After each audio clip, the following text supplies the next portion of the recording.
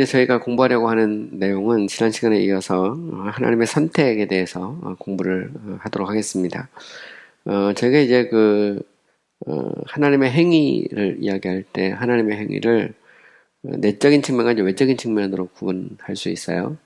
내적인 측면은 이제 하나님이 영혼 속에서 성부와 성자와 성령 안에서 가지신 계획을 의미한다면, 외적인 행위는 이제 그것이 드러나는 것이죠. 이제 하나님의 내적인 행위에서 하나님의 그런 계획을 보통 우리는 이제 작정이라고 하는 말을 써요. 영어로는 이제 decree라고 말하는데, 작정은 이제 모든 이 우주 만물을 향하신 하나님의 선택을 보통 이제 작정이라고 말을 해요. 또 한 더 나가서 이제 작정은 이제 인격적인 피조물과 관련해서 예정이라고 보통 말합니다. predestination 이렇게 말하는데, 인격적인 피조물은 이제 천사와 인간에 대한 하나님의 계획을 이제 우리가 예정이라고 하는 말을 쓸 수 있어요. 물론 이제 성경에서는 이제 작정과 예정이라고 하는 말이 이렇게 혼용해서 쓰여지기도 합니다. 가령 인간에 대한 선택을 이제 작정이란 말을 쓰기도 하고, 또 모든 우주 만물에 대한 하나님의 계획을 예정이란 말을 쓸 수도 있어요. 하지만 신학에서는 그것을 조금 더 이제 정교하게 구분을 해서, 작정은 이제 우주 만물에 대한 하나님의 계획, 그리고 예정은 인격적인 피조물에 대한 하나님의 계획을 이제 예정 이렇게 말을 하죠. 예정은 다시 이제 선택과 유기라고 하는 측면으로 이렇게 나누어서 생각해 볼 수 있어요. 영어로 표현하면 이제 election, non-election 이렇게 표현하기도 하고, 여기는 rejection 아니면 reprobation 이렇게 표현하기도 합니다. 어쨌든 우리가 이제 선택이라고 하는 것은 하나님께서 우리를 은혜와 영광으로 선택을 하는 거죠. 한마디로 말해서 구원으로 우리를 선택하는 것을 보통 이제 선택, election 이렇게 말합니다. 근데 하나님께서 이제 우리를 선택하실 때 하나님은 그리스도 안에서 우리를 선택하시죠. 그래서 성부와 성자와 성령 사이에서 영혼 속에서 하나님께서는 인간의 구원의 문제를 두고 그리스도를 머리로 선택을 하는 겁니다. 그래서 우리가 선택을 이야기하기 전에, 그러니까 사람들의 선택을 이야기하기 전에 그리스도의 선택을 먼저 이야기를 해야 되는 것이죠. 하나님께서는 사람을 선택하기 전에 선택의 근거로 중보자로서 예수 그리스도를 선택하시죠. 보통 이제 이것을 이제 언약 신학에서는 The Covenant of Redemption이라는 게 있어요.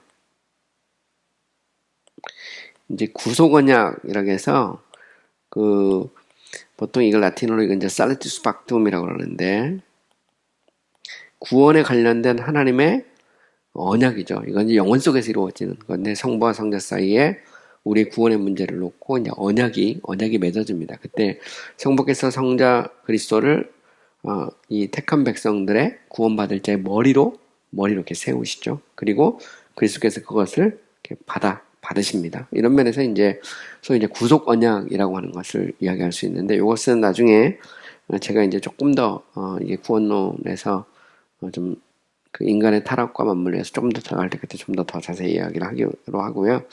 어쨌든 보면 하나님은 그리스도 안에서 우리를 택하신 겁니다. 그래서 예수 그리스도를 먼저 택하시는데, 예수 그리스도를 성경에 보면 그가 택하신 자라는 그런 표현이 나와요. His elect라는 표현도 나오고요.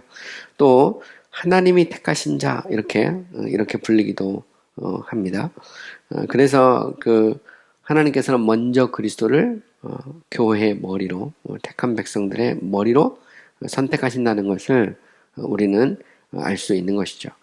성경에는 그런 표현들이 많이 나와요. 이사야 42장 1절에 보면 내가 붙드는 나의 종, 내 마음에 기뻐하는 자, 곧 내가 택한 사람을 보라. 보면 여기 보면 택한 사람이라고 이렇게 나오는데, 바로 이제 예수 그리스도죠.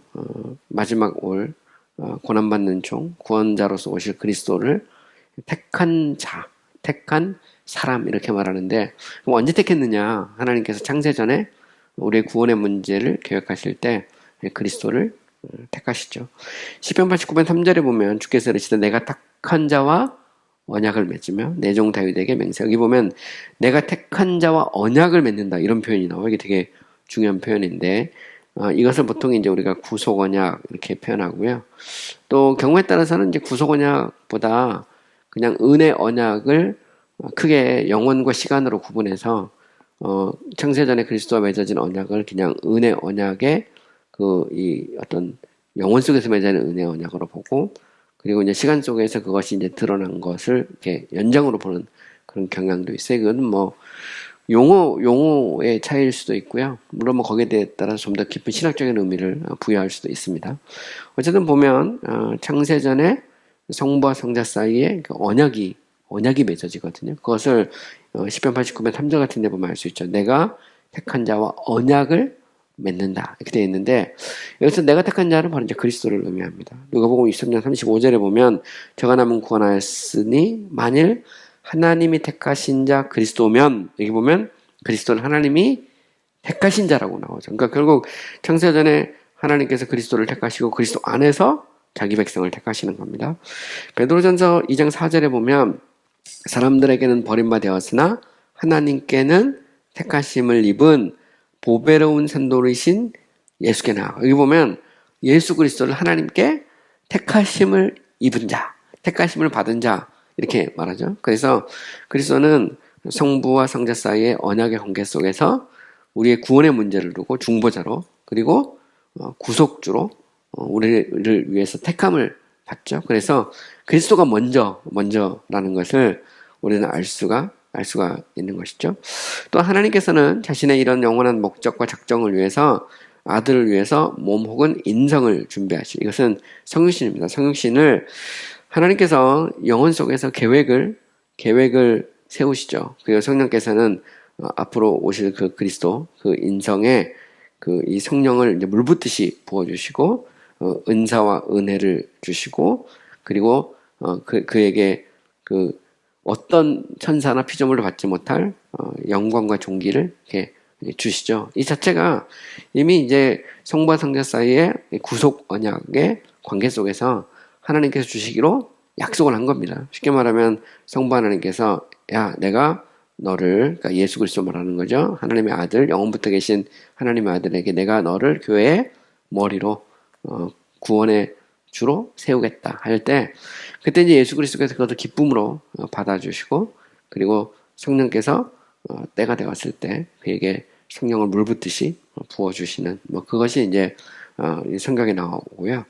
어쨌든 보면 히브리서 40장 6절, 히브리서 10장 5절 같은 데 보면 이런 말씀이 있어요. 그러므로 주께서 세상에 임하실 때 이르시되 하나님이 제사와 예물을 원하지 아니하시고 오직 나를 위해 한 몸을 예비했다. 이 몸을 언제 예비했을까요? 그것은 창세전에 그리스도와의 언약의 관계 속에서 예비를 하신 겁니다. 그래서 그리스도는 영원부터 우리를 위해서 죽기 위해서 중보자로 구세주로 선택이 됐다라고 하는 것을 우리는 알 수가 있는 것이죠. 시편 139편 6절에 보면 내 형질이 이루어지기 전에 주의 눈이 보셨으며 나를 위하여 정한 날이 하루도 되기 전에 주의 책이 다 기록됐다. 여기 보면 성육신 하시기 전에 형질이 이루어지기 전에 이미 하나님께서 계획을 해 놓으신 것이죠. 시편 히브리서 1장 13절에도 보면 어느 때의 천사 중에 누구에게 내게 내 원수로 내 발등상이 되게 하기까지 너는 내 우편에 앉아 있으라 하셨느냐 이렇게 말할 때 이미 성부와 성자 사이에 예수 그리스도를 이 중보를 전제로 하나님 보좌 우편에 앉히기로 작정을 하셨다는 것을 우리가 해석할 수 있는 것이죠. 또한 더 나아가서 하나님께서는 그리스도를 택하실 때 그리스도를 제가 좀 전에도 말했는데 중보자란 말은 영어로 미디에이터거든요. 미디에이터라는 얘기는 하나님과 인간 사이의 중보자로 일종의 다리죠. 중보자로 하나님께서 그리스도를 택하셨다는 것을 의미하는 거예요.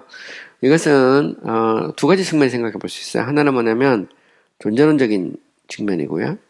또 다른 하나는 뭐냐면 인간의 그 죄, 그러니까 하나님의 거룩과 인간의 죄와의 관계를 생각해 볼 수 있어요. 자, 하나님과 인간 얘기할 때 하나님은 창조주죠. 반면에 인간은 피조물입니다. 하나님과 인간 사이에는 존재의 측면에서 보면 엄청난 차이가 있죠. 하나님은 존재의 원천이지만 인간은 하나님에 의해서 만들어진 피조물에 불과합니다. 인간도 뭐 대단한 능력을 가지고 있죠. 인격적인 피조물이고 지식도 있고 의지도 있고 감정도 있고 대단히 많은 능력을 가지고 있지만 인간은 하나님과 비교할 존재가 되지 못합니다. 우리는 아무리 우리가 거룩해도 하나님 앞에서는 불결하죠. 아무리 우리가 뭐 대단한 능력을 갖고 있다 하더라도 그 능력은 하나님의 전능성에 비하면 한계가 있을 수밖에 없는 것입니다. 이런 측면에서 인간이, 그러니까 피조물인 인간이 하나님께 나아가기 위해서는 존재론적으로 중보자를 필요로 한다는 거예요. 이런 면에서 이제 우리가 존재론적 차원에서 중보자를 생각할 수 있고요. 또 이제 죄의 문제를 전제할 때 하나님은 거룩 그 자체고 반면에 인간은 죄인이잖아요. 죄인인 인간이 거룩하신 하나님 앞에 나갈 수가 없거든요. 그래서 하나님께서 아들 예수 그리스도를 중보자로 세워 놓으신 겁니다. 이때 중보자는 리디머, 구속주로서의 중보자를 의미하는 거예요. 가령 그 청교도 신학자였던 토마스 왓슨 같은 경우 그의 에베소서 주석을 보면 왓슨은 중보자와 리디머를 이렇게 구분해요. 그래서 중보자라는 것은 인간이 죄를 범하지 않았어도 중보자이신 그리스도가 필요하다는 겁니다. 그리고 인간의 죄를 전제할 때 그 중보자 그리스도는 리디머, 구속주일 수밖에 없는 거죠. 구속주가 아니면 죄된 인간이 하나님 앞에 나갈 수가 없는 거예요. 이런 면에서 왓슨은 그리스도를 중보자와 구속주, 그러니까 미디에이터와 리디머라고 하는 것을 정교하게 구분해서 설명을 하고 있어요. 그래서 우리가 인간이 죄짓기 전에는 한번 생각해보면 아담과 하와가 하나님 앞에 나갈 때 범죄하기 전에 선악을 알게 하는 나무 실과를 따먹기 전에 아담과 하와가 그리스도 중보자로서의 그리스도가 필요가 없었을까? 그렇지 않다는 겁니다. 죄를 짓지 않았어도 중보자이신 그리스도는 존재론적으로 필요하다는 거죠. 그럼 영원한 천국에서는 어떨까? 죄 사함 받은 인간에게도 여전히 이제 죄가 사함 받았잖아요. 그럼에도 불구하고 중보자이신 그리스도는 필요하다는 말입니다. 이런 면에서 이제 존재론적 차원을 이야기하는 거예요. 또 다른 측면에서 보면 이제 죄를 전제하면 당연히 구속주로서 그리스도가 필요한 것이죠. 이것은 나중에 가면 이 선택의 대상의 문제를 이야기할 때 소위 이제 타락전 선택설과 타락 후 선택설에서 굉장히 중요한 그런 이 신학적인 어떤 이 근거로 이렇게 사용되는 되게 중요한 내용이에요. 어쨌든 분명한 것은 뭐냐면 하나님은 그리스도를 먼저 중보자로 선택하시죠. 그리스도가 먼저 선택되고 머리로 세워지고 그의 백성이 몸으로 세워지죠. 그리고 그 그리스도는 구소해주로, 리디머 혹은 아니면 세이비어로 선택이 되죠. 하나님의 백성들은 그로 말미암아 구원받기로 작정되었고 그는 그들의 구세주가 되기로 작정이 되셨죠. 당연히 이제 구세주 리디머니까 거기에는 그리스도의 순환과 죽음 혹은 아니면 중보를 통해서 이 사건이 이루어지도록 이게 작정이 된 겁니다. 그래서 창세전에 그의 보혈의 피로 그들이 구속을 받도록 죽임을 당한 어린 양으로 작정이 되죠. 그리스도는 영원한 하나님의 작정과 목적 속에서 죄를 위한 화목제물이 되시고 죄를 위하여 구속하시고 충족시키시고 죄에 대한 용서를 획득하도록 세워지신 겁니다. 그래서 중보자로서 그리고 구세주 혹은 구속주로서의 그리스도는 영혼 속에서 택함을 받은 것입니다. 자, 그리스도는 하나님의 세상을 의로 심판하시는 날 산자와 죽은 자 재판장이 되도록 또 보면 잘 보시면 미디에이터, 리디머 그리고 저치, 그러니까 심판장으로 이거를 그리스도의 삼중적 사역으로 연결하면 그리스도의 삼중적 사역 그러면 왕이요, 선지자요, 제사장으로잖아요. 이 세 가지가 사실은 창세전 하나님께서 이 작정하신 거예요. 왜냐하면 이 세 가지가 중보자로서의 그리스도의 사역이거든요. 그러니까 중보자로서의 그리스도의 사역은 왕이요, 제사장이요, 선지자로 사역이죠. 왕으로서의 사역은 심판도 이 안에 들어있는 겁니다. 선지자는 진리를 선포하는 거고 제사장은 구속주로서 그리스도께서 이 땅에 오신 것이죠. 그래서 창세전에 그리스도를 하나님께서 택하실 때, 중보자로 택하실 때 여기에는 왕이요, 제사장이요, 선지자로서의 그리스도의 사역이 포함되어 있다라고 하는 것을 우리는 알아야 되는 겁니다. 그래서 베드로전서 1장 18에서 20절을 보면 너희가 알거니와 너희 조상들이 조상이 물려준 헛된 행실에서 대속함을 받은 것은 은이나 금같이 없어질 것으로 된 것이 아니요 오직 흠없고 점없는 어린 양 같은 그리스도의 보배로운 피로 된 것이라. 그는 여기에 중요합니다. 창세전부터 미리 알리신 바 된 자이나 이 말세의 너희를 위하여 나타내신 바 되다. 여기 보면 창세전에 미리 알려졌다. 누구에게? known to God. 하나님께 알려졌다는 거죠. 이 말은 known to God이에요. 그러니까 그리스도께서는 Christ was known to God이죠. 창세전에 하나님께 알려졌다는 말은 무슨 얘기냐면 하나님께 세움을 받았다는 말입니다. 교회의 머리로, 중보자로, 구속주로, 또 심판주로 그리스도는 이미 택함을 받으셨다는 것이죠. 자, 로마서 3장 25절에도 보면 그런 말이 나와요. 화목제물로 세웠다 이런 표현도 나오고요. 사도행전 10장 42절에 보면 하나님이 살아있는 자와 죽은 자의 재판장으로 정하셨다. 여기 보면 정했다, 세웠다 이런 말 나오죠. 그 다음에 사도행전 17장 31절에 보면 이는 정하신 사람. 그러니까 그리스도는 누굴까요? 정해지신 사람이죠. 정해지신 분인데 이거 사람으로 번역했지만 사실 man입니다. man. 그죠? 그러니까 그 appointed man. 이 man이기 때문에 이걸 사람으로 번역한 건데 바로 이제 그리스도죠. 그리스도는 영원부터 우리의 중보자로 그리고 우리의 구세주로 심판주로 그리스도는 정해졌습니다. 자, 그래서 우리가 이제 선택론을 이야기할 때 먼저 사람의 선택을 이야기하기 전에 그리스도의 선택을 이야기해야 되는 거예요. 자, 더 나가서 이제 우리가 이제 선택론 그러면 여러 가지 반론들이 많죠. 하나님이 누구를 택하고 누구를 택하지 않았다면 이 자체가 너무 잔인한 게 아니냐. 그러면서 이 선택론에 대한 그 다양한 그런 반론들이 있어요. 여기에 대해서 이제 우리는 이제 질문할 수 있는 거죠. 과연 이 선택론을 가르쳐야 되느냐라고 하는 질문을 하게 되는 겁니다. 자, 선택론은 이제 하나님의 은밀한 것이고, 은밀한 것들은 하나님께 속해 있으므로 사실이라고 받아들이더라도 가르치지 말아야 된다라는 주장이 있어요.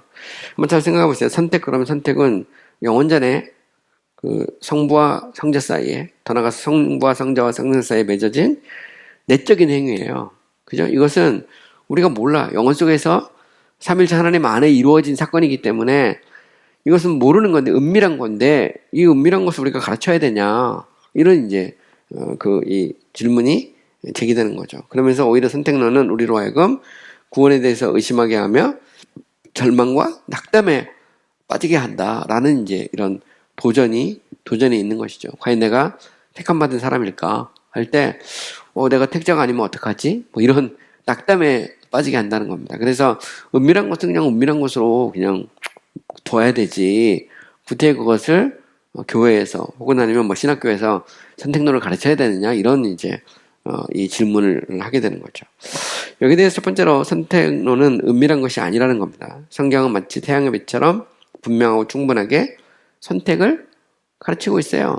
제가 이미 그 많은 성경 구절을 인용했지만 성경을 읽어보면 성경은 하나님의 선택에 대해서 이야기를 하고 있습니다. 하나님께서 창세전에 그리스도 안에 우리를 택했다라고 하는 말씀은 뭐 성경에 차고 넘쳐요. 하나님의 선택에 대해서 이야기하고 있는 거. 이 말은 그것이 비록 은밀한 사건이긴 하지만 성경은 그것을 가르치고 있다는 거죠. 그래서 보통 우리가 이런 얘기를 하거든요. 칼빈의 애정론. 그러면 마치 칼빈이 애정론을 처음 만든 것처럼 이렇게 생각하는 경향이 있어요. 하지만 칼빈은 없는 것을 만든 게 아닙니다. 사실 애정은 뭐 어거스틴부터 시작해 저 올라가서 교부들부터 해서 뭐 성경의 그런 사도들, 교부들 그리고 또 더 나가서 기독교 뭐 중세 종교에 할 거 없이 쭉 기독교 역사상 하나님의 영원한 선택을 가르쳤어요. 왜냐하면 성경이 하나님의 선택에 대해서 이야기하고 있기 때문이죠. 성경이 말하고 있지 않다면 말할 필요가 없어요. 성경 해석의 그 중요한 원리 중에 하나는 뭐냐면 성경이 가면 우리도 가고 성경이 서면 우리도 멈춘다는 겁니다. 그래서 우리가 성경이 말하고 있는 것까지만 이야기하라는 아주 중요한 이 성서 해석의 원리가 있는데 선택은 하나님이 성경을 통해서 가르치고 있는 거예요. 말하고 있는 겁니다. 그래서 우리는 말하지 않을 수가 없는 것이죠. 자, 특정한 사람들이 택자인지 비택자인지는 알 수가 없어요. 특별히 그들이 중생하지 못한 상태에 있을 때 우리는 그들의 택자인지 비택자인지 알 수가 없죠. 하지만 이미 회개하고 예수를 믿고 신앙생활하는 사람들은 자비의 판단으로 택자다라고 말할 수가 있다는 겁니다. 이건 이제 윌리엄 퍼킨스의 이 책에 보면 나오는 그 내용 중에 하나인데, 물론 뭐 퍼킨스만 말한 건 아닙니다. 보면 뭐 거의 대부분의 그런 이 뭐 종교개혁자들은, 청교신학자들이나 아니면 뭐 개신교 신학자들이 한 말인데, 판단에는 두 가지가 있어요. 확실성의 판단이 있고 자비의 판단이 있습니다. 확실성의 판단은 하나님만 아시는 거죠. 이 사람이 택자인지 비택자인지는 하나님만 아세요. 그래서 이거는 확실성의 판단 이렇게 말합니다. Judgment of certainty 이렇게 말할 수 있고, 자비의 판단도 있어요. 이것은 뭐냐면 우리가 하나님이 아니니까, 그렇지만 하나님을 믿고 예수 그리스도를 믿고 또 교회에서 신앙생활을 하면 저 사람은 택자야 이렇게 판단할 수 있다는 거죠. 우리도 마찬가지입니다. 우리가 예수를 주와 구주로 고백하고 있고 우리가 신앙생활을 하고 있으면 하나님의 풍성하고도 다양한 말씀의 기초에서 나는 택한 백성이구나 라고 우리는 확신할 수가 있다는 거예요. 그래서 선택론이라는 것은 오히려 우리에게 구원에 대해서 의심하게 하는 것이 아니라 내가 택한 받은 백성이구나 라고 하는 확신을 우리에게 심어준다는 거예요. 또한 외관상 욕하고 저주하는 등 방탕한 사람들을 향해 저 사람은 버림받은 자다 이렇게 말할 수는 있지만, 아무리 흉악한 죄인이라도 하나님의 강력하고 유효적인 은혜가 변화시킬 수 없는 사람은 없다는 걸 우리는 알아야 되죠. 그래서 우리는 외모를 함부로 판단할 수 없다는 겁니다. 여러분, 회심하기 이전의 바울과 회심한 이후의 바울 한번 생각해 보세요. 회심하기 이전의 바울은 누가 봐도 택함받지 못한 사람이죠. 그런 사람이 과연 택함을 받을 수 있냐? 그래서 당시 많은 사람들이 볼 때 바울은 택함받지 못한 사람이야 라고 말할 수 있다는 거죠. 판단할 수 있어요. 하지만 바울이 다메섹 도상에서 부활하신 그리스도를 만나고 그의 인생이 바뀌잖아요. 그러니까 우리 주변에서도 그런 사람이 있거든요. 저 사람은 하는 행동이나 말하는 것이나 모든 걸 볼 때 저 사람은 택함받은 백성이 아닐 거야 라고 생각할 수는 있어요. 어떻게 하면 저렇게 살 수 있을까? 근데 우리 주변에도 보면 뭐 아주 강팍한 사람들이 많죠. 저도 제가 이제 신학교 시절에는 그런 일이 별로 없지만 이렇게 일반 대학 다닐 때만 해도 우리 친구나 우리 선배나 후배나 이렇게 보면 강팍한 사람들이 있거든요. 신앙에 대해서 아주 완고한 사람이 있는데, 저 사람이 과연 구원받을 수 있을까? 이렇게 우리가 이제 의문을 품잖아요. 그 말은 이제 선택론에 따르면 저 사람은 아마 선택받지 못했을 거야 이렇게 생각할 수는 있어요. 그런데 아무리 흉악한 죄인이라도 성령께서 역사하시면, 그죠? 성령의 강권적인 역사로 변화되지 않을 사람은 없다는 거죠. 그래서 우리는 그 외모를 가지고 저 사람이 택자다 비택자다 이렇게 우리는 판단할 수가 없다는 것이죠. 심지어 우리는 외관상 그리스도인인데 삶을 보면 별 변화가 없는 것 같아요. 그러면 우리가 저 사람은 구원받지 못한 사람이야 이렇게 말할 수가 있을까? 그것은 우리가 그렇게 판단하기는 좀 어렵죠. 보면 저도 이게 사역을 하다 보면 별의별 사람 다 만나는데 교회 집사고 해도 이게 보면 이렇게 믿음이 좀 이렇게 부족한 사람이 있을 수 있거든요. 보면. 근데 그때 우리가 저 사람 구원받지 못했어 이렇게 말하기는 좀 어렵다는 겁니다. 심지어 목사나 신학자들도 있어요. 보면 신학자라고 해서 그 성경을 다 믿는 것도 아니고 하나님의 말씀을 다 믿는 것도 아니거든요. 제가 만난 교수 중에는 회의론자들도 있습니다. 그래서 믿는 게 없어요. 같이 이렇게 수업 들어보고 하다 보면 믿는 게 없는데 저 사람이 진짜 구원 받았나? 의문이 들 때가 있습니다. 교수님이고 목사님이고 한데 저는 마지막 순간까지 저 사람은 구원받지 못했다 생각하고 졸업하긴 했는데 의문이 들 때도 있어요. 보면 진짜 그렇습니다. 그럼에도 불구하고 우리가 이제 자비의 판단으로 구원받았겠지 이렇게 생각할 수 있다는 겁니다. 저 사람은 택한 백성이겠지 이렇게, 그죠? 하지만 그러면 정말 구원받은 사람이 내 구원의 확신을 가질 수 없는데 그건 또 다른 문제예요. 그죠? 우리가 정말 구원받았다면 우리가 확신을 가질 수 있다는 겁니다. 그래서 우리는 구원의 확신에 대해서 이야기할 수밖에 없고, 이걸 이제 신학에서는 성도의 견인이라고 보통 표현하는데, the perseverance of the saints, 아니면 the assurance of salvation. 그래서 우리는 구원의 확신을 얘기할 수밖에 없어요. 이제 구원의 확신 그러면, 구원의 확신은 하나님의 선택과 그리스도의 성취된 구속과 성령의 인치심. 그죠? 에베소서에 보면 하나님은 그리스도 안에 창세전에 우리를 택하시고 그리스도께서 자신의 피로 값주고 사시고 속량하시고 성령께서 자기 백성들에게 인을 딱 치잖아요. 그러면 구원이라는 것은 삼일체 하나님의 사역이거든요. 하나님의 선택과 그리스도의 구속과 성령의 강권적인 역사, 혹은 이걸 유효적 소명이라고도 표현하기도 합니다. 어쨌든 성령의 강권적인 역사로 변화가 되잖아요. 그리고 성령께서 우리 안에 내주하시고 우리가 하나님을 아버지라고 부른다는 겁니다. 그러면 우리가 이 결과로 일어난 구원에 대해서 우리가 확신할 수 없느냐? 그렇지 않거든요. 우리가 확신하죠. 그 근거 중 하나가 뭐냐면 하나님의 선택입니다. 나는 창세전에 그리스도 안에서 택함 받은 사람이야 라고 하는 이 확신을 가질 수 있다는 겁니다. 그래서 데살로니가전서 1장 4, 5절에 보면 우리의 복음이 너에게 말로만 이른 것이 아니라 또한 능력과 성령과 큰 확신으로 된 것이다 라고 말하죠. 제가 나중에 좀 더 자세히 공부하겠지만 이 칼빈 같은 경우 베자도 그런 얘기를 했는데 믿음 할 때 믿음의 본질을 칼빈은 확신으로 봤어요. 믿음이란 건 뭐냐? 내가 정말 예수 믿고 구원받은 것을 확신하는 거다 이렇게 그렇게 봤어요. 자체가. 청교도들은 믿음의 본질을 신뢰로 봤거든요. 컴피던스로. 반면에 이제 칼빈 같은 경우는 물론 당연히 컴피던스는 있는 거고 신뢰는 있는 거고 더 나가서 어떤 그 certainty, assurance, 확신까지를 포함하는 걸로 이렇게 해석을 했어요. 그만큼 이제 우리가 택한 백성이다, 내가 구원받은 사람이다라는 것을 확신할 수 있는 것이죠. 그렇기 때문에 우리가 이제 이 질문해야 될 것은 뭐냐면 내가 택자인가, 내가 그러니까 택한 백성인가가 아니라 내가 거듭났는가. 이건 택하고 안 택하고는 이제 하나님의 소관이니까 이거보다는 내가 거듭났는가, 내가 새로운 피조물인가, 내가 하나님의 은혜로 부르심을 받았는가, 내가 참으로 회심했는가. 그걸 보면 당연히 나는 택자라는 겁니다. 그러니까 택자라는 것은 영혼 속에 이루어지는 거, 그건 결과적인 거죠. 보면 내가 거듭났다면, 내가 새로운 피조물이 됐다면, 내가 하나님의 은혜로 부르심을 받았다면, 내가 정말로 회심했다면 나는 당연히 택한 백성이라는 거죠. 왜? 결국 택한 백성이 회개하고 예수 믿고 새로운 피조물이 되고 내가 이 회심이 하게 되는 거잖아요. 그래서 이게 열매로 드러난 것은 결국 하나님의 계획의 이 결과니까 열매를 통해서 내가 택한 백성인지 택한 백성이 아닌지를 알 수가 있다는 겁니다.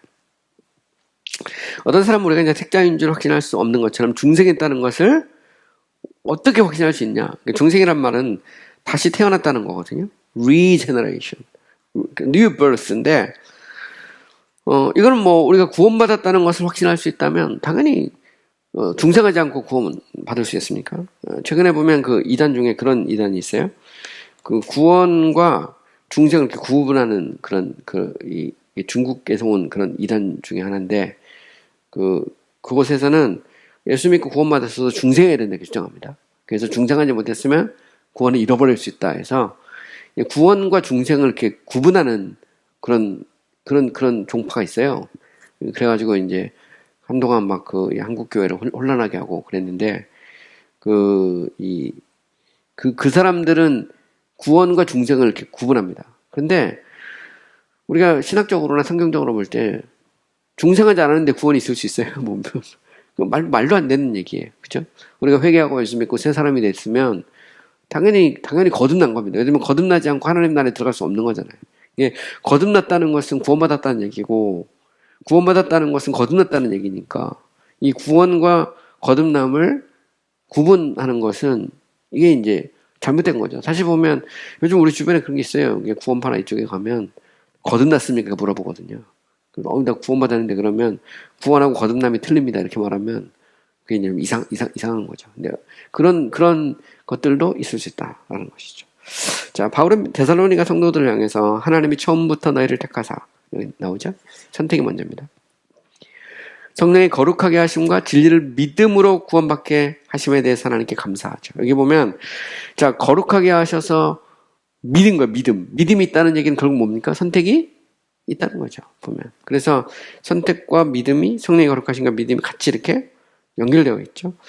에베소 1장 3, 4절에도 보면 창세전의 성도들에게 신령한 복을 주시고 거룩하게 하시고 그리스도 안에서 택하신 것에 대해서 하나님께 감사를 하고 있어요. 그러므로 선택은 의심과 낙담의 교리가 아니라 감사와 찬미의 교리라는 겁니다. 우리가 예수 믿고 구원받았다면 우리는 택함받은 하나님의 백성이라는 것을 우리는 알 수 있다는 것이죠.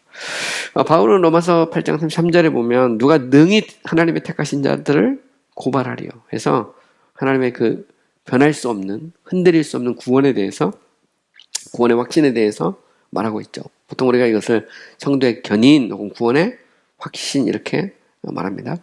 예수님은 제자들의 이름이 하늘에 기록되고 귀신들조차 복종한 것에 대해서 기뻐하라고 말하죠. 우리가 예수 믿고 나면 이제 결과적으로 보면 이제 우리의 이름이 이렇게 새겨져 있는 건데 그건 사실은 성경에서 생명책이라는 것은 하나님의 선택에 대한 상징적인 표현이거든요. 이미 우리의 이름이 하늘의 책에 기록되어 있다는 것을 이제 알게 되는 겁니다. 이게 전에는 우리가 몰랐지만 내가 예수 믿고 나니까 나의 이름이 하나님의 생명책에 기록이 되어 있구나라고 하는 것을 알게 되는 거죠. 그래서 내가 택함 받은 하나님의 백성이구나라는 것을 알게 된 겁니다. 그렇기 때문에 우리가 선택의 교리는 은밀한 교리이기 때문에 가르치지 말아야 된다. 아니면 뭐 선택은 우리 구원에 대해서 의심하게 하기 때문에 가르치지 말아야 된다라고 하는 것은 그건 어불성설이다. 이렇게 말할 수 있는 것이죠. 또 어떤 사람은 선택론을 남용해서 이미 자신이 선택받았다면 이건 결과적으로입니다. 구원받을 것이고 이제 아무렇게나 살아도 된다고 주장한다. 소위 말하는 이제 안티노미안에 대한 얘기죠. 이미 택함 받았다면 아무렇게 살아도 나는 어차피 구원받을 거 아니냐 이렇게 이제 논리를 세우는 것이죠. 자, 에베소 1장 4절 말씀에 기초해 보면 선택론은 그 안에 모든 거룩의 원천을 담고 있죠. 왜냐하면 하나님 우리를 택하신 목적은 그리스도 안에서 거룩하고 흠이 없게 하시려고 하나님 우리를 택한 겁니다. 그러면 우리가 택한 백성이라면 당연히 거룩하고 흠이 없게 살아야 되는 것이죠. 그런데 만약에 우리가 택함을 받았으니까 마음대로 살아야 된다 그러면 그것은 잘못된 교리죠. 그래서 보통 이제 구원파에서 주장하는 잘못된 교리 중에 하나인데 우리가 하나님 우리를 구원하셨다면 우리는 당연히 거룩하고 흠이 없게 살아야 된다 말이죠. 그래서 선택의 교리는 소위 말하는 이제 우리를 반율법주의 아니면 라이센티어스니스라고 그러는데요. 우리를 이 소위 말하는 불의나 아니면 함부로 이렇게 살도록 방종하게 하는 그런 그 교리가 아니라는 겁니다. 택함을 받은 사람들은 그들을 거룩하게 하시는 성령의 역사로 말미암아 구원을 받게 되죠. 그러니까 택함 받은 백성이 때가 됐을 때 성령께서 우리 가운데 역사하잖아요. 거룩의 영이 우리 가운데 임함으로 우리의 속사람이 바뀌고 우리가 회개하고 예수 믿고 하나님의 자녀가 되는 겁니다. 그리고 그 거룩의 영이 우리 안에 보증으로 우리는 머물게 되죠. 물론 우리가 뭐 넘어질 수 있고 뭐 쓰러질 수 있어요. 때로 뭐 범죄할 수도 있죠. 그러나 그럼에도 불구하고 우리가 마음대로 산다. 그거는 이치에 맞지 않다는 겁니다. 혹은 마음대로 살아도 된다. 그것은 잘못된 그런 이 주장이라는 거죠. 우리는 선택론이라고 할 때 선택론이 이게 뭐 단순히 예를 들어 칼빈이 말한 거, 그러니까 나는 칼빈이 싫으니까 나는 선택론이 싫다. 그건 말이 안 된다는 거죠. 왜냐하면 선택론은 그리스도와 사도들이 명확하고 풍성하게 가르치고 있는 성경의 메시지라는 거예요. 그래서 디모데후서 3장 16절에 보면 모든 성경은 하나님의 감동으로 된 것으로 교훈과 책망과 바르게 함과 의로 교육하게 유익하다라고 할 때 모든 성경이 하나님의 감동으로 기록된 것이다. 근데 그 성경 안에는 하나님의 선택이 들어있다라는 것이죠. 물론 여기에 대해서 뭐 어떤 사람은 이제 그런 얘기 합니다. 그래서 모든 성경은 70인역만을 의미하는 것이다. 뭐 이렇게 주장하는 사람도 있어요. 아니면 모든 성경은 구약 성경과 70인역을 의미한다. 이렇게 주장하기도 하는데 뭐 보통 신학에서는 정통주의 신학에서 모든 성경은 당시 아직 정경이 완결이 안 됐잖아요. 그러니까 앞으로 완결될 책까지 포함해서 얼마든지 모든 성경이라고 그렇게 말할 수 있다는 겁니다. 이 모든 성경은 그러니까 쉽게 말해서 바울이 디모데후서를 쓸 때 그때까지 기록된 그때까지 만들어진 성경뿐만 아니라 앞으로 마지막 종결될 때까지 정경이 완성될 때까지 기록될 모든 성경을 포함해서 모든 성경이라고 해석할 수 있다는 거예요. 이게 보수적으로 정통주의 신학에서 해석하는 방법이에요. 그래서 성경의 영감, 절대 영감을 얘기할 때는 이때 모든 성경은 뭐 구약에 나오는 30권 이미 완성되어 있으니까 그거 플러스 뭐 셉투아진트 그건 아니라는 겁니다. 그게 아니고 성령의 감동으로 기록된 정경 66권 그 자체를 우리는 모든 성경으로 봐야 되고 모든 성경은 하나님의 감동으로 기록됐다라고 하는 것이 보수적인 해석입니다. 그리고 저는 그렇게 믿어요. 여기 보면 모든 성경 그러면 뭐 꼭 그때 꼭 정경이 완성되지 않았다고 해서 그때까지만 그건 아니고 바울이 편지를 쓸 때 모든 성경이라고 할 때는 말 그대로 모든 성경이에요. 거기에는 아직 완결되지 않은 예를 들어서 디모데후서 이후에 그 기록된 성경까지 포함해서 모든 성경이라고 얼마든지 말할 수 있다라고 하는 것이죠. 그러니까 그때까지만은이라고 하는 것도 해석이에요. 그것도 그렇게 해석을 하는 거고 반면에 뭐 저 같은 사람은 모든이라고 할 때는 그 이후에 기록될 것까지 포함해서 모든 성경이라고 얼마든지 말할 수 있다는 겁니다. 어쨌든 이제 성경에는 하나님의 선택을 이야기하고 있어요. 그리스도께서 선택을 얘기했고 사도들도 얘기했고 그럼 구약은 선택을 얘기 안 하느냐? 이스라엘 백성을 택한 것 자체가 하나님의 선택입니다. 그 자체가. 그러니까 선택이 있다는 거는 우리가 어렵지 않게 할 수 있다는 거죠. 자, 잉글랜드에 그 39개 조항이 있어요. 보통 이제 39 articles라고 말하는데 이제 영국에 종교개혁이 일어나잖아요. 종교개혁이 일어나고 그리고 이제 39개 조항을 이렇게 공표하거든요. 근데 이게 이제 종교개혁적인 그런 신학을 이렇게 담고 있어요. 거기 보면 선택론에 가면 이런 말이 나옵니다. 경건한 사람에게 달콤하고 유쾌하며 말로 할 수 없는 위로를 주는 교리라 이렇게 말하고 있죠. 그러니까 선택은 우리를 시험하게 하고 넘어뜨리고 방종하게 하는 교리가 아니고 선택론은 오히려 우리로 하여금 달콤하고 그리고 기쁘고 그저 기쁘게 하고 또 우리에게 위로를 주는 거죠. 나 같은 죄인을 나 같은 사람을 하나님이 창세전에 그리스도 안에서 택했구나. 그 택함이라는 것 자체가 되게 큰 은혜가 되죠. 그래서 바울도 편지를 쓸 때 고린도 교회에 편지를 쓸 때 하나님이 너희를 택하시고 성령의 감동으로 그리고 그리스도를 믿음으로 구원을 받게 하신 것에 내가 기뻐한다 그랬거든요. 그러니까 하나님이 너희를 택하시고 성령의 거룩하심과 그리스도를 믿음으로 구원하신 것에 내가 기뻐한다 라고 말한 겁니다. 그러니까 선택이라는 것은 구원받은 성도들에게는 기쁨이 되는 거죠. 와, 하나님께서 나 같은 죄인을 택하셨구나. 이게 이제 이 땅에 그 수많은 사람들이 있지만 많고 많은 사람들이 있지만 하나님이 나를 택해서 구원해 주셨구나라는 그 사실이 우리에는 기쁨이 되고 위로가 되고 또 이게 감사가 되는 것이지 이게 뭐 우리로 하여금 방종하게 하고 뭐 그런 교리가 아니다라고 하는 것을 알아야 된다는 거죠. 에드워드 레이 같은 경우는 이제 이런 얘기를 합니다. 선택론은 우리의 소명과 칭의와 양자와 영광의 모든 찬미를 하나님의 자비에 돌리게 함으로써 하나님의 사랑의 심오한 깊이와 그의 은혜와 자비의 영광과 풍성함을 제시한다. 선택론은 하나님의 놀라운 지혜를 나타낸다. 선택론은 하나님의 능력과 주권을 드러낸다. 그러니까 선택론이라는 것은 하나님의 그 구원의 놀라우신 신비, 하나님의 지혜와 어떤 능력, 그죠? 하나님의 그런 주권, 이거를 나타내는 교리라는 거죠. 한번 생각을 해보세요. 우리가 어떤 일을 할 때 계획이 없이 일을 하지는 않습니다. 저희가 이번에 우리가 이제 신학연구원도 나름 계획을 갖고 있는 거거든요. 앞으로, 그 10년 아니면 더 크게 한 20년 이렇게 계획을 가지고 시작을 한 거예요. 저는 우리가 이 신학연구원을 조금 하다가 이거 안 되면 문 닫고 그런 생각이 없어요. 보면, 시작을 했으니까, 우리가 여기에 이제 가꾸고, 그리고 계획, 나름대로 이제 플랜을 짭니다. 물론 우리의 플랜은 제한적이고 한계가 있죠. 왜냐면 우리는 지식도 한계가 있고 능력도 한계가 있어요. 또 우리가 무슨 돈 쌓아놓고 하는 게 아니잖아요. 그죠? 우리를 대줄 수 있는 어떤 든든한 기업가, 대기업의 총수가 우리를 후원해서 하는 게 아닙니다. 그렇지만 우리는 대기업 총수가 후원하진 않지만 전능하신 하나님, 우주 만물을 다스리고 통치하신 하나님, 우리의 후원자죠. 우리의 서포터입니다. 그래서 우리가 하나님을 의지하고 우리의 발걸음을 내딛는 거예요. 그죠? 근데 어쨌든 우리가 연구원을 만들든 아니면 우리가 이사를 가든 아니면 우리가 어떤 학교를 가든 아니면 장사를 하든 다 계획이 있어요. 사람이 무슨 바보가 아닌 이상 그잖아요. 우리가 무슨 금치산자나 한정치사 아닌 이상 사람이 다 계획을 갖습니다. 심지어 청춘 남녀가 만나도 계획을 가지고 인생을 설계하잖아요. 물론 그대로 안 될 수도 있고 그러지만 계획을 갖습니다.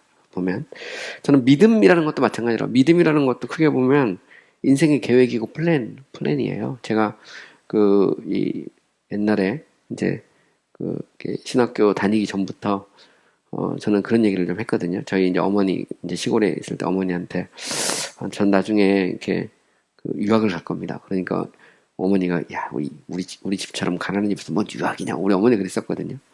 근데 나중에도 신학교 들어가서도 저는 이제 미국으로 공부하러 갈 겁니다. 그러니까 어머니가 또 그런 얘기를 하시는 거예요. 야, 지금 뭐 내가 대줄 돈도 없고, 어떻게 미국 유학을 간다고 그러느냐. 근데 나중에 제가 유학을 다 끝내고 집에 왔을 때 어머니가 그 얘기 하더라고요.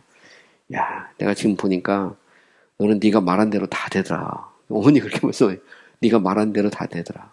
그러니까 어머니 입장에서는 하나님이 역사를 하는구나 그걸 믿은 거예요. 알게 된 겁니다. 어머니가 그 얘기를 하더라고요. 야, 돈이 하늘에서 떨어지기를 하냐 뭘 하냐. 근데 저는 그때도 하나님이 다 알아서 해줄 거예요. 그게 말을 하잖아요. 그러니까 믿음이라는 거 하나님을 신뢰하는 거잖아요. 근데 그것도 나중에 플랜이거든요. 하나님을 믿고 플랜을 짜는 거죠. 보면 그것이 현실로 될 수도 있고 안 될 수도 있어요. 근데 믿음의 역사는 그게 이제 될 것을 믿고 우리의 발걸음을 내딛는 거죠. 그리고 지금도 여러 가지 계획이 있는데 뭐 될 줄로 믿는 거예요. 뭐 될 수도 있고 안 될 수도 있지만 하나님을 의지하고 바라보고 가는 거죠. 근데 한번 생각해 보세요. 하나님이 세상을 만드시고 다스리고 통치하신다는 걸 인정할 때, 하나님이 creator and 그러니까 일종의 이 창조주이시면서 동시에 이 providence, the Lord of the providence, 섭리의 주라는 것을 인정할 때, 그때 하나님이 계획이 없다? 그거는 말도 안 되는 거예요. 우주 만물에 대해서, 특히 인간의 운명에 대해서, 구원에 대해서 하나님이 새하늘과 새 땅을 만드시고 영원한 그 천국에 대해서 성경에 쫙 나오고 있는데 거기에 대해서 아무런 생각이 없다 그러면 하나님이 아니지. 그거는 그잖아요. 보면 우리가 통치자가 계획이 없이 막 함부로 하면 그게 이제 백성들이 고통을 하잖아요. 그것 때문에 보면 특히 앞에 있는 사람, 뭐 대통령 뭐 이런 사람들은 굉장히 계획을 신중해야 되고 말도 신중해야 됩니다. 왜냐면 이게 한번 그냥 해버리면 이게 백성이 막 고통을 겪고 막 그것 때문에. 그러니까 그만큼 통치자는 무게가 있어야 되는 거죠. 예산을 세우거나 계획 세울 때 계획을 정말 치밀하고 정교하게 세워야 그래도 될까 말까 한데 그래야지 백성이 평안하게 사는 거잖아요. 마찬가지죠. 근데 하나님이 계획이 없다. 그것도 되게 웃긴 거예요, 보면. 근데 성경을 보면 하나님 계획이 있어요. 구원에 대해서, 교회에 대해서, 영원한 그 나라에 대해서. 성경 그것을 보여주고 있죠. 성경이라는 것은 창세기가 시작이 모든 것 시작이라면 계시록은 모든 것의 끝이잖아요. 그러니까 시작과 끝을 보여주고 있는데 그 시작과 끝에 대한 계획이 있다는 것을 성경은 계속 보여주거든. 근데 그거를 인간의 운명과 관련해서 우리는 그걸 그건 예정이라고 표현하는 거예요. 근데 거기에 대해서 하나님이 누굴 택하고 누구한테 택하면 너무나 불공평하다는 것은 하나님의 큰 플랜에서 보면 그거는 아무것도 아니야. 그거는 제가 볼 땐 그냥 저 개미가 사람에게 뭐 똑같아. 그거나 비슷한 겁니다. 그러니까 사실 피조물이 창조주에게 왜 이렇게 하십니까? 이거나 똑같은 거거든요. 근데 사람도 계획이 있는데 하나님이 계획이 없겠느냐. 성경은 계획이 있다는 겁니다. 인간의 운명에 대해서도 계획이 있다는 거죠. 그래서 선택이라는 것은 하나님이 창조주고 섭리주라는 것을 하나님이 능력의 주이시고 주권자라는 것을 보여주는 교리가 선택의 교리예요. 그거를 믿든 안 믿든 성경은 선언하고 있는 겁니다. 그래서 그것을 단순히 그런 어떤 몇 가지의 논리적인 걸 갖고 비판을 해도 그거는 그냥 세 발의 피 같은 얘기고 우리가 하나님의 이 위대하심, 하나님의 완전하심을 인정하면 우리는 하나님의 계획을 인정할 수밖에 없다는 거죠, 보면. 자, 이제 좀 더 구체적으로, 그러면 선택, 우리가 이제 선택을 이제 영어로 이제 election, 그렇죠, election. 선택이라는 게 도대체 뭐냐 할 때, election이라는 것은 고르다, 뽑다, 뭐, 이런 말이에요.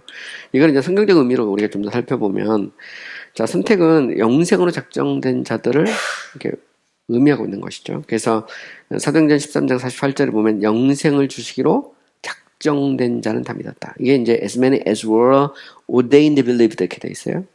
그러니까 작정된 사람은 얼마나 많든 다 믿는다 이런 말이거든요. 여기 보면 선택은 뭐냐? 작정된 거예요. 미리 정해진 거죠. 이걸 보통 우리가 이제 preordination 아니면 ordained 이렇게 말하거든요. 제가 이제 헬라어로 보여주진 않았지만 어쨌든 분명한 건 뭐냐면 영생을 주시기로 작정된 자가 있다는 거죠. 자, 이것은 선택이 어떤 사람들을 예수 그리스도를 통해 영생으로 선택하는 것을 의미하죠. 여기서 보면 영생을 주시기로 작정된 자란 말은 뭐냐면 모두가 아니라는 거예요. As many as were ordained란 말은 작정된 사람이 있다는 거죠. 수가 많아. many, 많은데 all은 아니야, all은. 그러니까 all이라면 선택이 필요가 없죠. 뭐 다 선택했으면 뭔 의미가 있습니까? 바르트 같은 경우는 선택을 얘기할 때 선택이 아니라 보편성을 얘기하거든요. 그래서 그리스도가 사람이 되신 게 선택이고 십자가에 지신 게 유기가 됩니다. 바르트에 있어서는. 그래서 선택이라는 것을 그리스도 안에서 그걸 하나 묶어버리거든요. 근데 과연 이것을 우리가 바른 신학이라고 말할 수 있을까? 왜냐하면 이미 에베소 같은 데 보면 그리스도 안에서 우리를 택했다고 할 때 그때 그 택함이라는 것은 모두가 아니라는 걸 어렵지 않게 할 수 있어요. 문맥상이나 전체의 그런 신학적인 그 문맥이나 이런 걸 보면 뭐 어렵지 않게 할 수 있죠. 근데 분명한 것은 뭐냐면 영생을 주시기로 작정된 사람들이 있다는 거예요. 보면 성경은 명확하게 그걸 가르쳐주고 있죠. 이것은 모두가 아니고 일부죠. 그리고 여기서 말하는 영생이라는 건 뭐냐면 일시적인 특권이 아닙니다. 영생이라는 것은 영원히 누리는 거잖아요. 영원히. 그죠?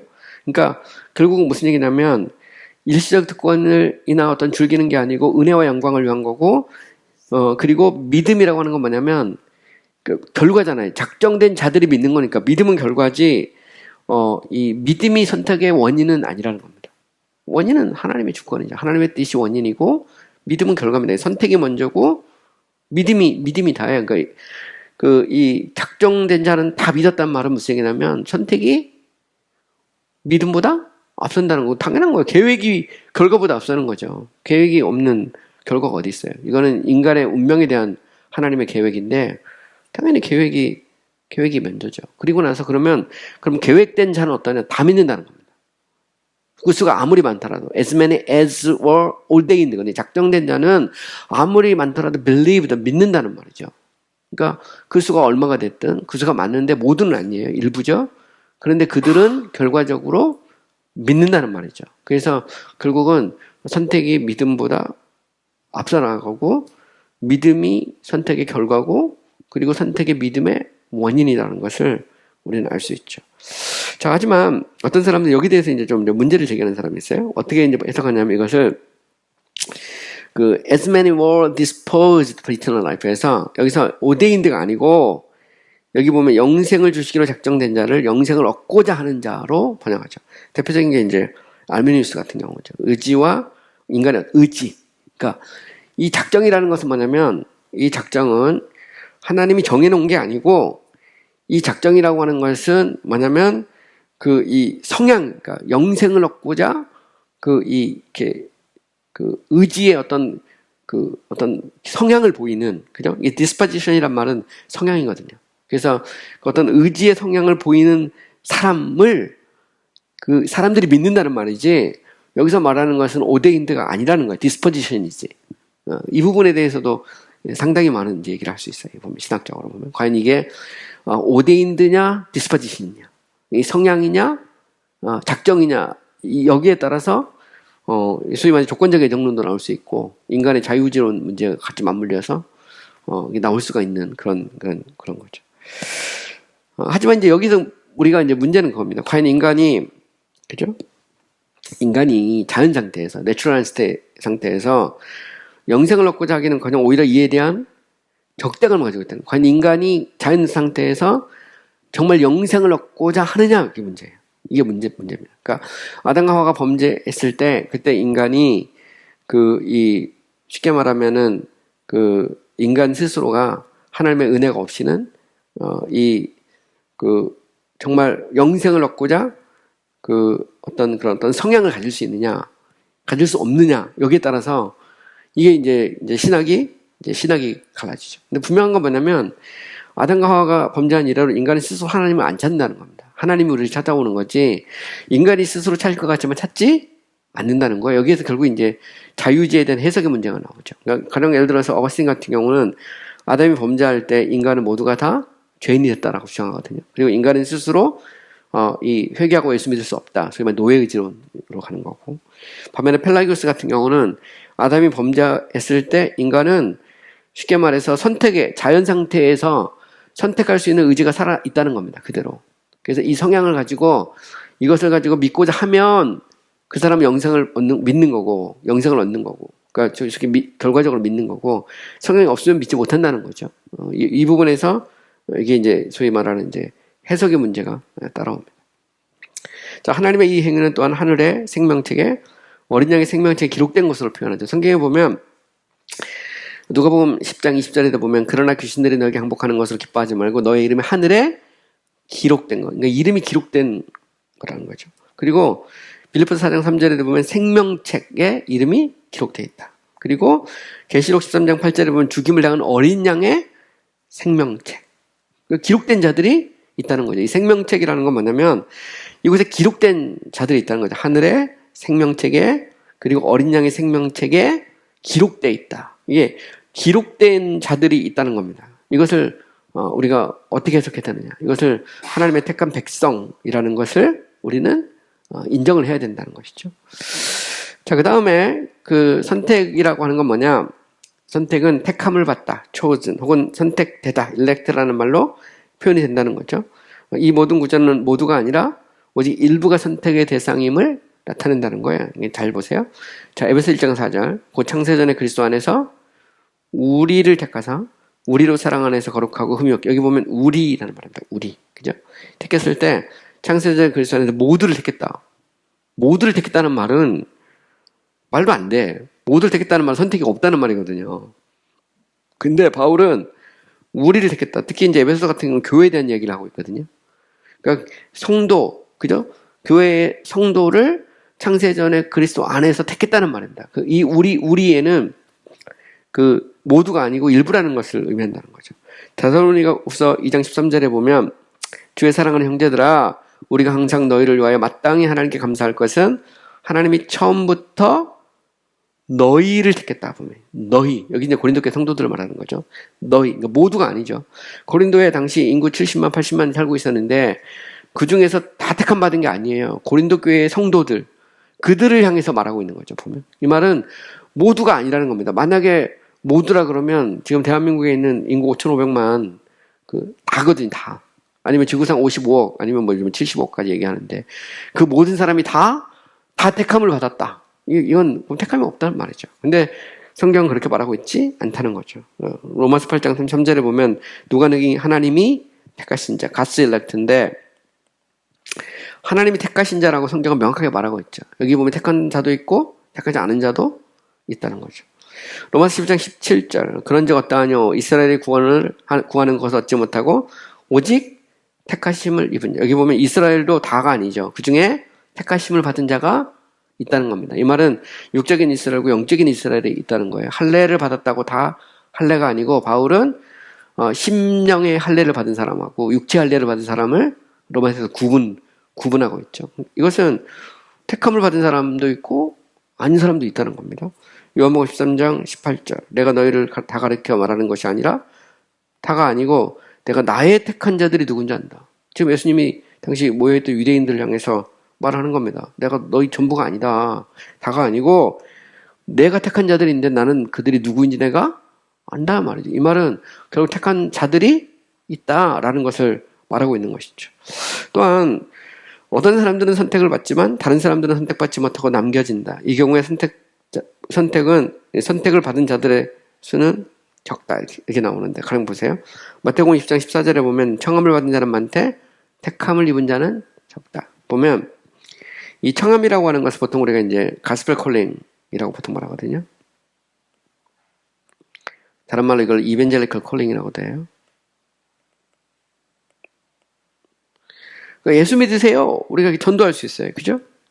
가령 뭐 우리 교회에서 뭐 올 가을에 저희가 뭐 초청 집회를 해서 사람들 불러올 수 있거든요. 그죠? 그런데 불렀다고 다 오는 것도 아니에요. 그죠? 또 왔다고 다 믿는 것도 아니고.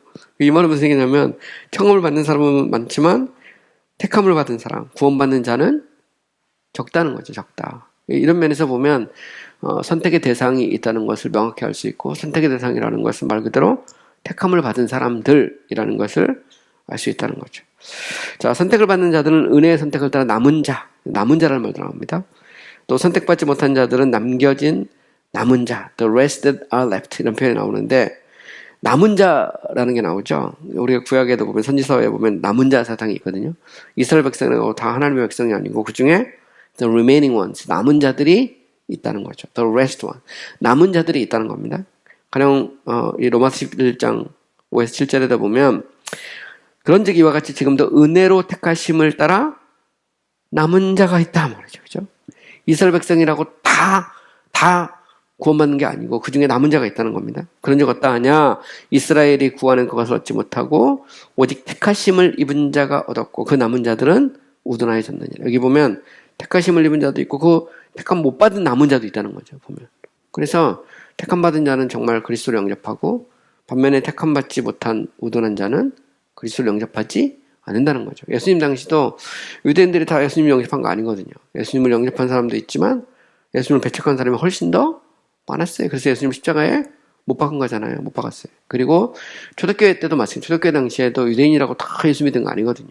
유대인들이 얼마나 이 사도 바울을 비롯해서 당시 사도들이나 제자들을 핍박했습니까? 핍박하고 괴롭히고 막 그러잖아요. 보면 그 중에서 보면 사단의 회당이라고 표현할 만큼 정말 이 반대되는 사람들이 많았거든요. 그러면 그들에 대해서 하나님의 계획이 없느냐? 있다는 거죠. 그러면 결국은 유대인들 중에서도 남은 자들이 있고 하나님의 택한 백성이 있다는 것을 의미하는 것이죠.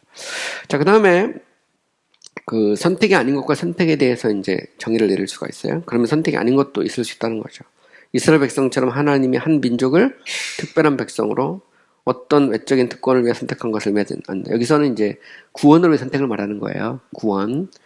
그래서 하나님의 은혜와 영광을 위해 선택이라고 보통 이렇게 표현하는데, 하나님이 우리를 구원으로 택했을 때 보면 그 선택과 이스라엘 백성을 자기 백성으로 선택하는 건 다르다는 얘기죠.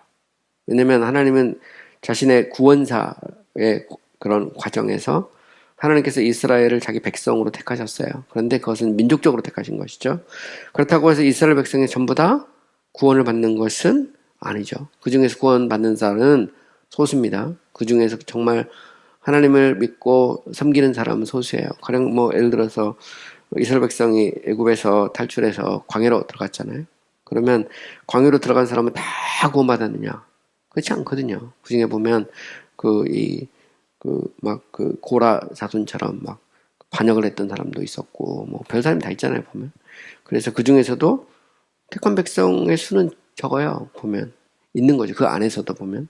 그래서 우리가 구원론, 선택론, 예정론 이렇게 말할 때, 거기서 말하는 선택이라는 것은 민족적인 선택은 아니라는 것이죠, 보면. 그래서 오직 남은 자들만이 그리스도를 통해 영원히 구원받도록 택함받은 사람이죠.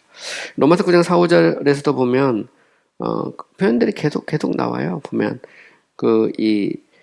이스라엘 백성은 특권이 있습니다. 그건 맞아요. 로마서 9장 4, 5절에도 보면 특권이 있죠. 그런데 6절에서 8절까지 이렇게 보면 이게 보면 이렇게 나오죠. 두 번째 부분 제가 있습니다. 그러나 하나님의 말씀이 파하여진 것 같지 않도다. 이스라엘에서 난 그들이 다 이스라엘이 아니요 또한 아브라함의 씨가 다 그의 자녀가 아니라 오직 이삭으로부터 난 자라야 내 씨라 불리리라 하셨으니 곧 육신의 자녀가 하나님의 자녀가 아니요 오직 약속의 자녀가 씨로 여김을 받느냐. 이스라엘 백성 중에서도 이삭으로 난 자가 있어요. 그죠? 육신에서 난 자도 있고 약속의 자녀도 있다는 거죠. 이 안에 보면 선택이라는 것은 구원으로의 선택과 이스라엘 민족을 자기 백성을 택한 것은 다르다는 겁니다. 이 부분에서 이제 물론 또 이제 종말론하고 연결되면 이제 이스라엘의 역할에 대한 논쟁이 나오죠. 세대주의에서는 이제 로마서 9장 같은 9장 4, 5절 말씀을 기초로 해서 결국 이스라엘을 향한 하나님의 계획이 따로 있고 또 교회를 향한 계획이 따로 있다 이렇게 주장을 하죠. 그래서 지금 이스라엘의 회복이나 이런 것들이 굉장히 중요시 여기고 있고요.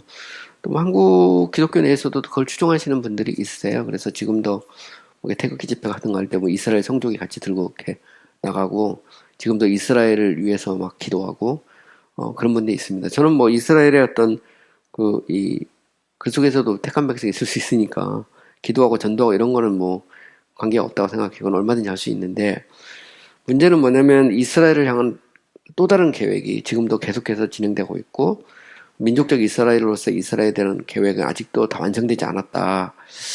그 부분을 우리가 좀 고민해야 될 그런 요소가 있죠. 왜냐면 이 성경 전체를 통해 볼 때 적어도 정통주의 신학에서는 하나님의 계획은 교회거든요. 교회에 대한 계획이 있고 그리고 이미 그리스도를 통해서 교회가 세워졌기 때문에 하나님의 계획은 교회를 통해서 이루어진다고 보거든요. 물론 교회를 통해서 거기에는 유대인이나 헬라인이나 그리스도 안에서 하나가 되죠.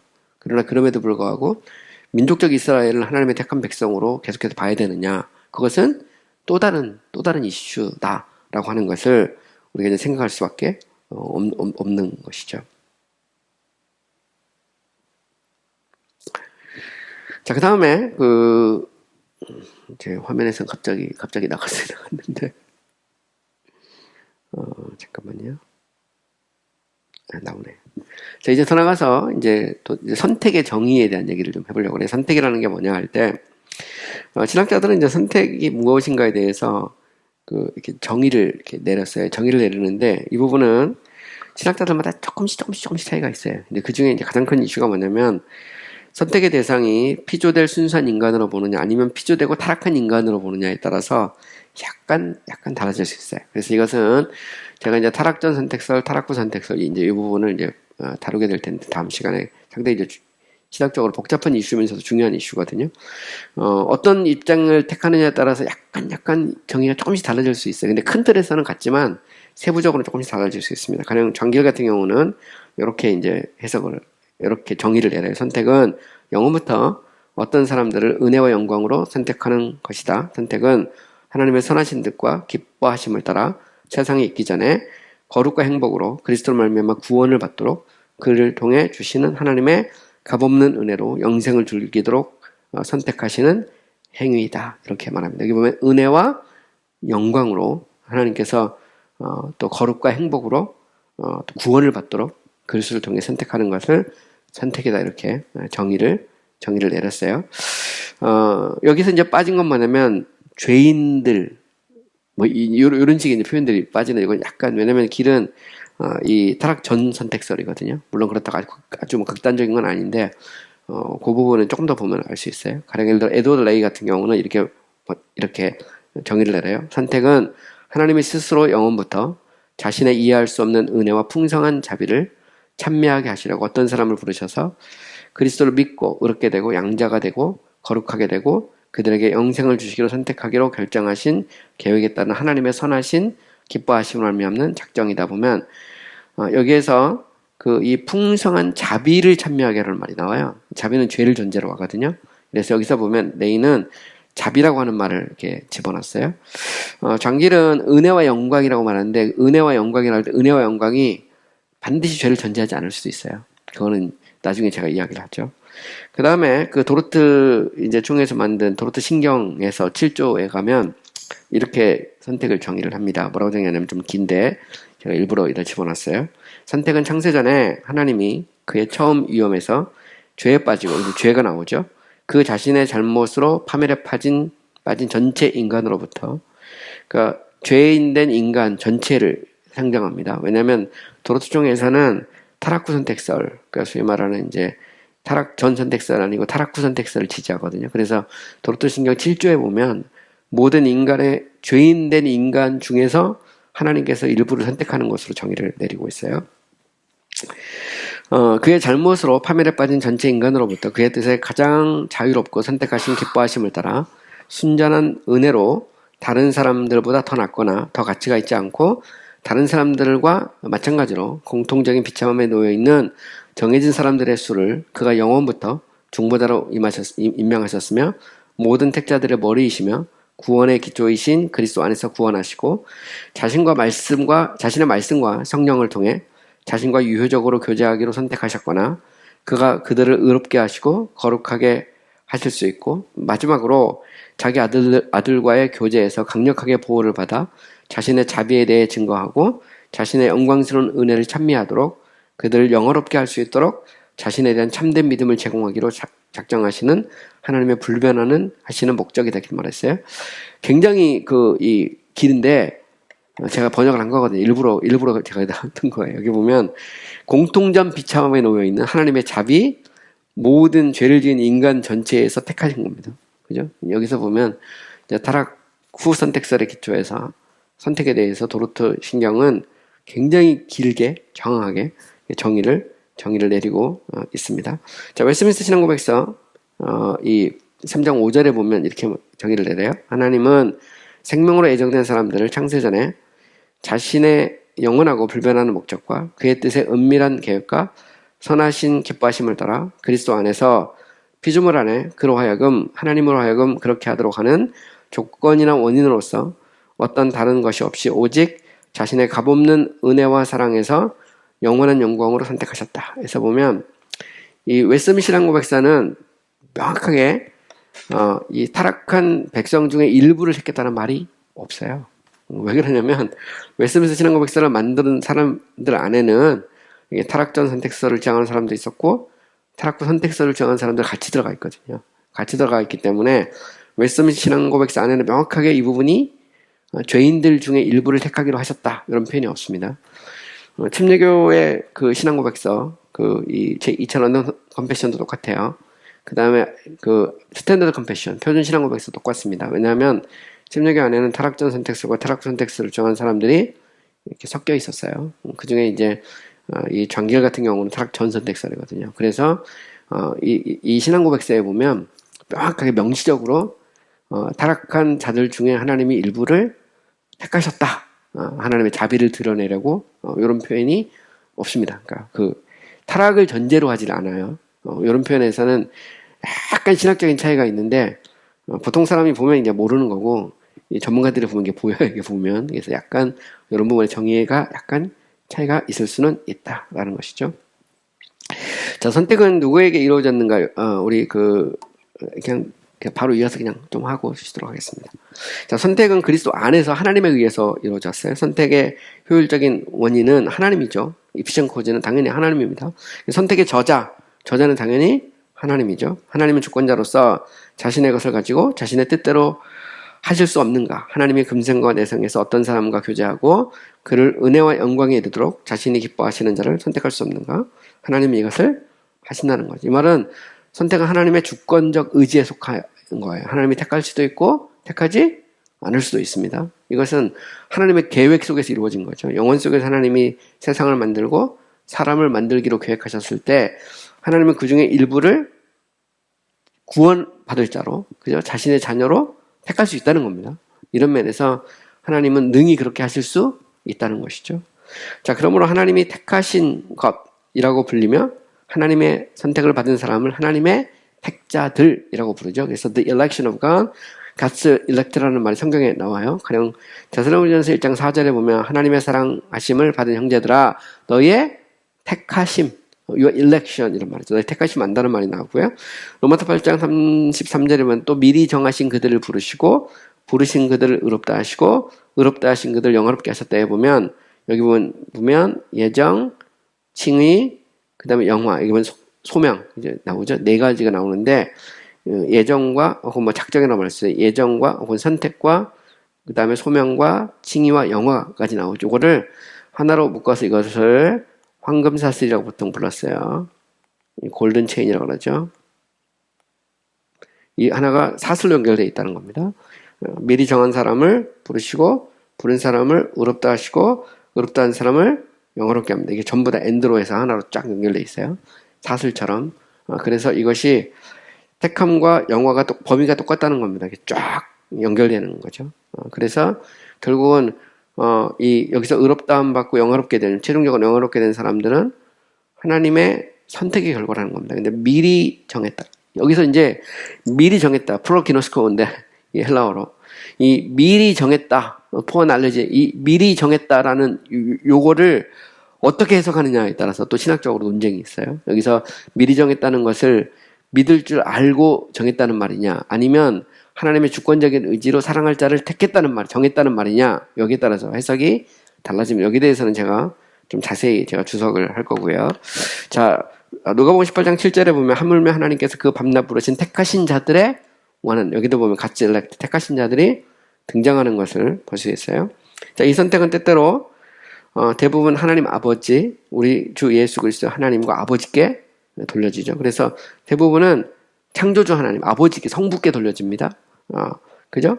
그리고 창세전에 그리스도 안에서 하나님이 택한 것으로 되어 있어요. 그러니까 에베소서 1장 4절에 보면 하나님 곧 우리 주 예수 그리스도의 아버지께서, 그죠? 창세전에 그리스도 안에서 우리를 택하시죠. 그래서 성부가 성자를 통해서, 성자 안에서 성자를 머리로 택합니다. 이것은 삼위일체에 보면 존재론적 질서예요. 성부는 이 성부로서 모든 것을 계획하고 통제하죠.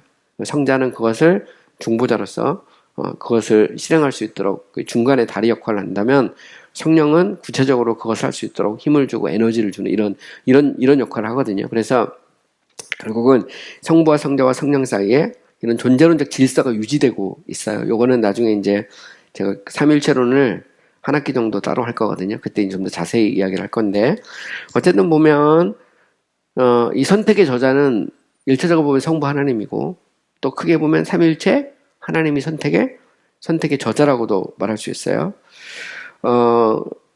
그 다음에 선택된 사람들은 이 하나님의 미리 하심을 따라 택함을 받은 것으로 되어 있고요. 여기서 보면 선택하시는 분은 성 거룩하게 하시는 성령과 피 뿌리시는 그리스도와 구분이 됩니다. 서로 보면, 자, 여기 보면 미리 하심, 성령이 거룩하게 하신 그리스도의 피 뿌리심, 이게 세 가지가 나오죠. 성부, 성령, 성자, 이게 같이 나오는 걸 볼 수 있어요. 위격이 서로 구분되죠. 선택은 또 그리스도가 한 것으로도 나옵니다. 나는 내가 택한 자들이 누군지 안다. 이 말은 성부와 성자는 본질상 한 분이기 때문에 성부의 선택은 곧 성자의 선택이기도 하다는 것을 알 수가 있어요. 그의 택하신 자들을 여기서 보면 그들이 그의 택하신 자 할 때 그는 인자거든, 인자. 그리스도가 택하다는 말도 나오고요. 또한 이 선택의 성령도 배제되지 않죠. 그래서 성령은 목적을 이루는 수단의 작정에 참여하시고요. 성령은 이 일에서 효율적 원인으로서 아버지와 아들과 함께 참여하시죠. 그래서 선택의 저자는 1차적으로 보면 성부고요. 또 우리가 2차적으로 보면 성부와 성자와 성령이 곧 이 선택의 저자예요. 그래서 성자께서도 내가 택했다 이런 표현이 나오고, 인자, 그러니까 그리스도께서 택한 자 이런 표현도 나옵니다. 이런 면에서 보면 이 본질상 한 분이라고 하는 것을 우리가 어렵지 않게 알 수 있죠. 또한 선택은 그리스도 안에서 이루어지죠. 안이라는 말은 엔 크리스토라는 말인데, 결국 그리스도를 머리로, 우리를 그의 지체로 택하셨다는 말입니다. 그래서 in Christ죠. 그리스도 안에서란 말은 그리스도를 머리로, 우리를 지체로 택했다는 말이죠. 성경에 보면 에베소서 1장 4절, 고린도서 5장 17절에 보면 그리스도 안에서라고 하는 말이 계속해서 나옵니다. 바울은 자신을 그리스도 안에 있다라는 표현을 쓰죠. 그래서 고린도서 12장 2절에 보면 내가 그리스도 안에 있는 한 사람, 이런 표현을 쓰기도 합니다. 또한 바울은 다른 형제와 자매들도 그리스도 안에 있다 이렇게 쓰죠. 고린도서 전서 16장 7절에 보면 나보다 먼저 그리스도 안에 있는, 결국은 성도들은 누구냐? 그리스도 안에서 택함받은 자들이라는 것을 우리는 어렵지 않게 알 수 있습니다. 그래서 보면 그리스도 안에 택함받은 자들은 또한 더 나아가서 그리스도를 위해서 택함받은 자들이 아닙니다. 신령한 복을 누리기 위해서 택함을 받은 것이죠. 그러니까 선택이라는 것은 하나님이 그리스도 안에 우리를 택했는데 그리스도를 위해서 우리를 택하는 게 아니죠. 우리를 위해서 그리스도 안에서 그리스도를 머리로, 우리를 그의 지체로 택하는 겁니다. 그래서 선택은 우리를 위한 것이지 그리스도를 위한 것이 아니라는 것이죠. 그리스도의 순종과 고난과 죽음은 구속의 공로적 원인이지만 선택의 원인은 아니라는 겁니다. 이것은 선택의 열매고 선택의 결과죠. 그리스도가 그들을 위해 이 모든 것을 하셨기 때문에 그들이 택한 백성이 된 것이 아니라 그들이 택한 백성이기 때문에 그들을 위해서 그리스도는 순종하시고 고난을 받으시고 죽으신 것이죠. 그래서 선택이 먼저고 그 다음에 구속이 있는 겁니다. 그리스도 안에 택하시고 그리스도께서 그들을 위해서 구속을 하시는 것이죠. 그래서 요한복음 10장 15절에 보면 아버지께서 나를 아시고 내가 아버지를 아는 것 같이 나는 양을 위해서 나는 양을 위해서 목숨을 버린다. 이 양은 택함받은 백성이죠. 그리스도 자신이 하나님의 택함받은 자유죠. 이미 이것은 얘기했고요. 그리스도 자신이 하나님의 택함받은 자입니다. 그리스도는 본질상 하나님과 본체시죠. 그러나 하나님과 동등됨을 여기지 않고 중보자로서 사람이 되시죠. 그는 택자들의 머리고 택자들은 그의 머리의 지체입니다. 여기에 대해서도 이미 얘기를 했어요. 선택의 대상에 대해서는 제가 다음 시간에 얘기할 건데 굉장히 복잡합니다. 여기에서 이제 소위 말하는 타락전 선택설, 타락 후 선택설에 대한 이야기도 나오고요. 또 이것을 또 이렇게 좀 수정하려는 그런 사람들에 대한 이야기도 나오고 또 이 바르트 얘기도 결국 여기서 또 나올 수밖에 없어요. 여러 가지 다양한 이야기들을 제가 그 선택의 대상의 문제를 가지고 이야기할 때 좀 자세히 이야기하고요. 신학적으로 굉장히 정교하고 복잡한 얘기들이 많이 나오기 때문에 이것은 다음 시간에 제가 좀 더 자세히 여러분과 함께 이렇게 공부를 하도록 하겠습니다. 오늘 수고 많이 하셨습니다.